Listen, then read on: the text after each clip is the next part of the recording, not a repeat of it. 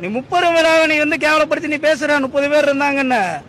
ஆனா அந்த 30 விழாவில் என்னென்ன இருந்துச்சு? அங்க மழை வந்துச்சு, தண்ணி இருந்துச்சு.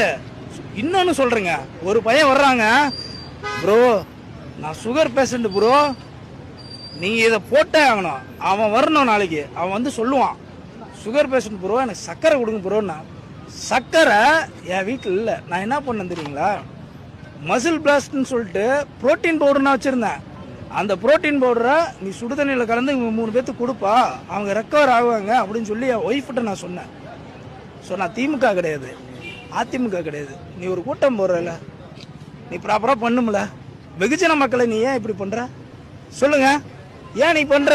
நீ இது மாதிரி கூட்டம் போட்டு நீ தயாரா இருந்திருந்தேன்னா அவர் ஏன் வந்து எல்லாத்துக்கும் ஒரு சமூக சேவை பண்ண போறாரு? சிஎம் நைட்டு வரலையா?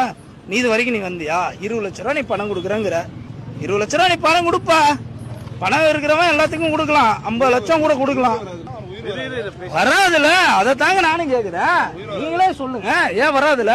இந்த இடத்துலங்க, இதே இடத்துல ஒரு குழந்தை என்னால கீழே வர முடியல, மேல இருக்கவங்களே எங்களால பார்க்கவே முடியல. தண்ணி கேட்கறாங்க, போட்டுக்கிட்டே இருக்கிறோம், கடைசி வரைக்கும் போட்டுட்டு இருக்கிறோம். எங்க வீட்டுல இருந்து எல்லாரும் வெளியில போறதுக்கு மணி 9:15 ஆச்சு.